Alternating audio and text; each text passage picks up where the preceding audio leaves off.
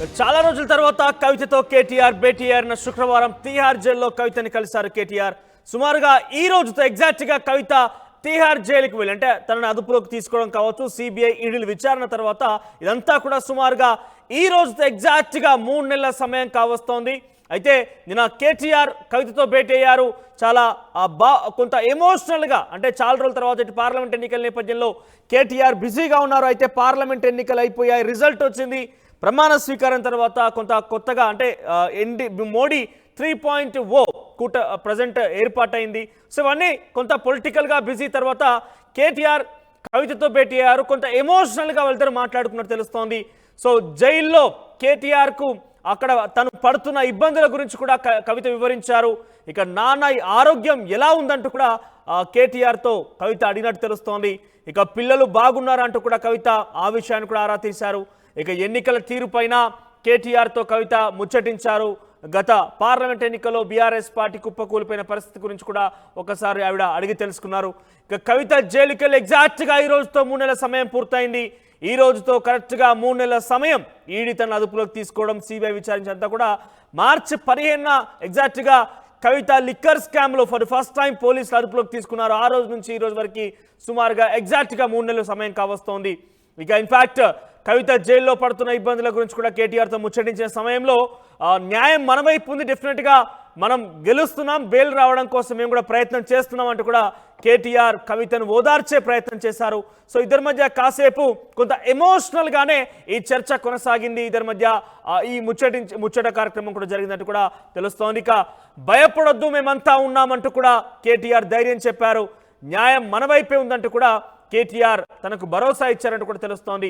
సోరల్గా చాలా రోజుల తర్వాత కేటీఆర్ మొదట్లో తను జైల్లో ఉన్నప్పుడు చాలా రోజులు సుదీర్ఘంగా అక్కడే ఉండి పర్యవేక్షించారు. బెయిల్ విషయంలో కావచ్చు, ఈడీ ప్రశ్నల వర్షంలో కురిపించిన నేపథ్యంలో కావచ్చు, సిబిఐ విచారణ నేపథ్యంలో కావచ్చు. కానీ కొంత ఈ పార్లమెంట్ ఎన్నికల నేపథ్యంలో ఎవరు కూడా అక్కడికి వెళ్ళలేకపోయారు. సో కొంతమంది బీఆర్ఎస్ పార్టీ తరఫున కొంతమంది మాజీ ఎమ్మెల్యేలు, బీఆర్ఎస్ యాక్టివ్ లీడర్స్ వెళ్ళి సందర్శించినప్పటికీ కవిత కుటుంబంలో నుంచి ఎవరు కూడా వెళ్ళి కలిసిన దాఖలాలు లేవు. అయితే నిన్న కేటీఆర్ కవితతో భేటీ అయ్యారు. చాలాసేపు ఇద్దరు కూడా ముచ్చటించినట్టు తెలుస్తోంది. చాలా ఎమోషనల్గా, ఎందుకంటే 3 నెలల సమయమైంది. అనేక రకాల ప్రశ్నల వర్షం కురిపించిన పరిస్థితి. ఇక బయటికి రాదేమో అనే రకంగా వార్తలు రావడం కావచ్చు. ఇక ఎట్టి పరిస్థితుల్లో కూడా కవిత దీంట్లో ఇన్వాల్వ్మెంట్ ఉందని చెప్పి ఈడీ కింగ్ పిన్గా అంటే ప్రతి దాంట్లో కూడా కీలక సూత్రధారి పాత్రధారిగా కవిత అంటాడు సిబిఐ ఈడీలు చెప్పడం కావచ్చు. ఇవన్నీ చూస్తుంటే ఏం జరుగుతుందో, అసలు నా చుట్టూ ఏం జరగబోతోందో అని ఒక ఆందోళనలో కవిత ఉంది. అదే సమయంలో కేటీఆర్ భేటీ అవడంతో కొంత భావోద్వేగంతో కూడినటువంటి చర్చ వాళ్ళిద్దరి మధ్య జరిగింది. సో ఇన్ఫాక్ట్ కేసీఆర్కి సంబంధించిన ఆరోగ్యం గురించి బాగోగులు కూడా తెలుసుకున్నారు. నాన్న ఆరోగ్యం ఎలా ఉందంటూ కూడా కేటీఆర్తో తను మాట్లాడి తెలుస్తోంది. పిల్లల సంగతి కూడా వాళ్ళు ఎలా ఉన్నారు, వాళ్ళ బాగోగుల గురించి కూడా కవిత ఆరా తీశారు. ఒకసారి మాట్లాడే విధాంశానికి సంబంధించిన ప్రతినిధి మధు ఫోన్లో సిద్ధంగా ఉన్నారు. ఎస్ మధు, కేటీఆర్ కవిత ఇద్దరు కూడా భేటీ అయ్యారు. తీహార్ జైల్లో కవితను కేటీఆర్ వెళ్ళి కలిశారు.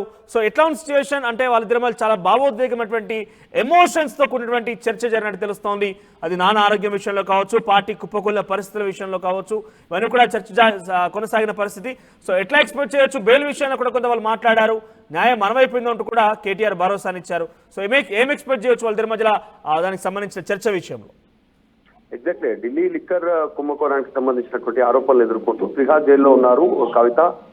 గత కొన్ని నెలల నుంచి రెగ్యులర్ గా కేటీఆర్, హరీష్ రావు, తర్వాత కుటుంబ సభ్యులు, భర్త అనిల్, తర్వాత అడ్వకేట్ సంబంధించిన టీం రెగ్యులర్ గా భేటీ అవుతున్నారు. అందులో భాగంగా నిన్న కేటీఆర్ మాట్లాడారు, భరోసానిచ్చే ప్రయత్నం చేశారు కవితకి. త్వరలో ఖచ్చితంగా దీంట్లో ఆధారాలు లభించలేదు, ఎక్కడ కూడా ₹1 ట్రాన్సాక్షన్ జరిగినట్టు ఇక్కడ ఈడీ కానీ తర్వాత సిబిఐ కానీ నిరూపించలేకపోయింది. ఇది కావాలని రాజకీయ పరమైనటువంటి కుట్ర అనేటువంటిది సోషల్ మీడియాలో భారీగా చర్చ కూడా కొనసాగుతా ఉంది. బీజేపీ అధికారంలో ఉన్నటువంటి నేపథ్యంలో తమకి ప్రత్యర్థి పార్టీలు ఎవరైతే చెబితే వినని పార్టీలు ఉంటాయో వారందరిపైన ఇలా కక్ష సాధింపు చర్యలు చేపడతా ఉన్నాయి. కవితమ్మ ధైర్యంగా ఉండండి, ఏం కాదు, ఖచ్చితంగా న్యాయం మన వైపు ఉంటుంది. న్యాయస్థానాలు తప్పు చేయనటువంటి వారిని బయటికి వచ్చేలా న్యాయస్థానాలు చర్యలు ఉంటాయి కాబట్టి న్యాయస్థానాల స్టేట్మెంట్స్ ఉంటాయి. సో అలాగే ఉంటుంది, ఇబ్బంది లేదు, దానికోసం అన్ని రకాల ప్రయత్నాలు చేస్తా ఉన్నాం, ధైర్యంగా ఉండాలంటూ వర్కింగ్ ప్రెసిడెంట్ కేటీఆర్ కవితతో నిన్న భేటీ అయిన సందర్భంగా మాట్లాడడం జరిగింది. ఈ కేసులో కావాలనే ఇరికించాలనేటువంటిది కూడా బయట చర్చ జరుగుతున్నట్టు ఆమెతో మాట్లాడారు. అయితే ముఖ్యంగా బెయిల్కి సంబంధించినటువంటి విషయంలో ఈ నెల 21 వరకు కవితకి సంబంధించినటువంటి జ్యుడిషియల్ రిమాండ్ ఉంది.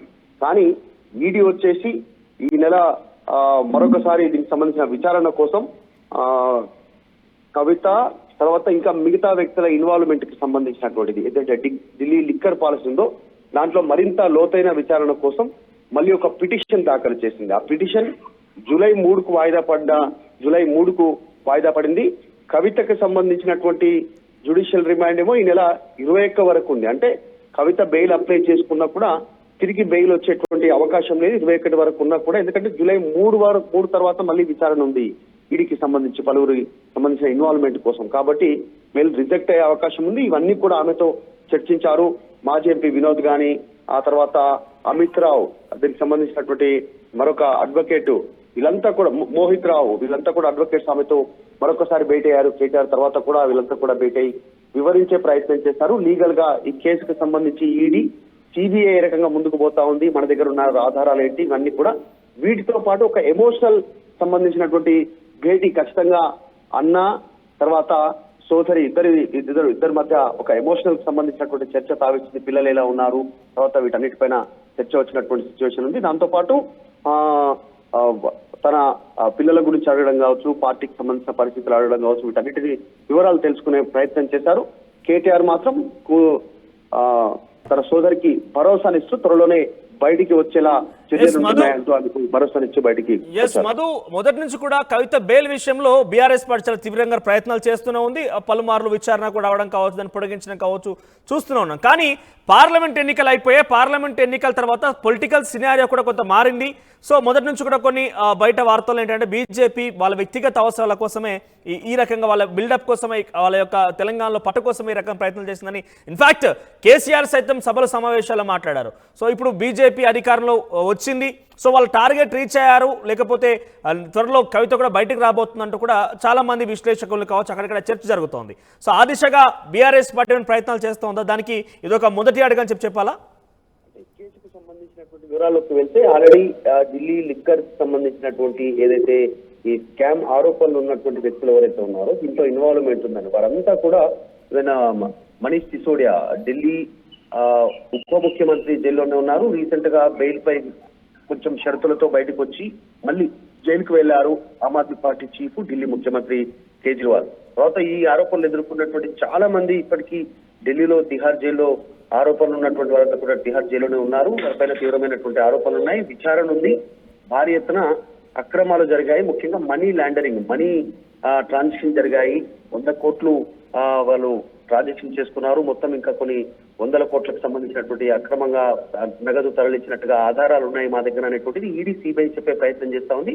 డిజిటల్ సంబంధించినటువంటి సాక్ష్యాలు, తర్వాత డబ్బు ఎవరెవరు తరలించారు, ఏ సందర్భంలో ఎవరెవరు కలిశారు అనేటువంటి అన్ని వివరాలు ఉన్నాయనేటువంటి చెప్తా ఉంది. సో ఇంత త్వరగా ఈడీ కేసులో అంత త్వరగా బెయిల్ వచ్చేటువంటి సిచ్యువేషన్ ఉన్నట్టుగా ప్రస్తుతం కనిపించట్లేదు. ఎందుకంటే మనీష్ సిసోడియా దాదాపు సంవత్సరం నుంచి జైల్లోనే ఉంటున్నారు. రీసెంట్ గా ఢిల్లీ ముఖ్యమంత్రి వెళ్ళారు. కవిత కూడా 3 నెలలు దాటినటువంటి సందర్భం. ఈ మళ్ళీ జూలై 3వ తారీఖుకి సంబంధించి కూడా దీనికి విచారణ ఉంది. పలువురు వ్యక్తుల దీంట్లో ఇన్వాల్వ్మెంట్ కి సంబంధించి కాబట్టి ఛార్జ్ షీట్లు విచారణ ఎంత త్వరగా జూలై 3 తర్వాతనే కవితకు సంబంధించిన బెయిల్ విషయంపైన క్లారిటీ వచ్చే అవకాశం ఉంది. కాకపోతే కవిత డైరెక్ట్ ఇన్వాల్వ్మెంట్ లేదు. డైరెక్ట్ కేవలం ఆరోపణలకు సంబంధించినటువంటి విషయంలోనే ఆమె జైల్లో మగ్గిపోతున్నారు అనేటువంటిది బీఆర్ఎస్ పార్టీ బెయిల్ కోసం తీవ్రంగా ప్రయత్నం చేస్తోంది. జూలై 3 తర్వాత ఆమె బెయిల్ పై ఒక క్లారిటీ వచ్చే అవకాశం ఉంది. Thank you Madhu, thank you for the updates. ఇక ఓవరాల్ గా కేటీఆర్ కవిత నిన్న భేటీ అయ్యారు. కవిత తిహార్ జైల్లో ప్రస్తుతం ఉంది. సో సుమారుగా తను లిక్కర్ స్కామ్ విషయంలో ఈడీ అధికారులు అదుపులోకి తీసుకున్నప్పటి నుంచి ఈ రోజు వరకు ఎగ్జాక్ట్ గా 3 నెలల సమయం కావస్తోంది. సో నిన్న భేటీలో చాలా భావోద్వేగానికి సంబంధించినటువంటి చర్చ జరిగింది. కొంత ఎమోషనల్ గానే కవిత కేటీఆర్తో మాట్లాడినట్టుగా తెలుస్తోంది. సో నాన్న ఆరోగ్యం ఎలా ఉందంటూ కూడా ఆరా తీశారు. పిల్లల యొక్క బాగోగుల గురించి కూడా కవిత అడిగి తెలుసుకున్నారు అన్న కేటీఆర్తో. ఇక పార్టీ పరిస్థితి, పార్లమెంట్ ఎన్నికల్లో పార్టీ ఘోర పరాజయానికి సంబంధించిన అంశాన్ని కూడా కవిత కేటీఆర్తో ముచ్చటించారు. సో దానికి సంబంధించిన అంశాన్ని కూడా చూస్తూ ఉన్నాం. సో ఇవన్నీ కూడా కొంత హైలైట్స్గా మారుతున్న పరిస్థితి. ఎందుకంటే 3 నెలల సమయం కావచ్చింది, పొలిటికల్గా సినారియోలు కూడా మారుతున్నాయి. సో న్యాయం మన వైపే ఉంది, ఎప్పటికైనా కూడా బయటికి తీసుకొచ్చే ప్రయత్నం చేస్తాం అనే రకం కూడా కేటీఆర్ భరోసా ఇచ్చారంటూ కూడా తెలుస్తోంది.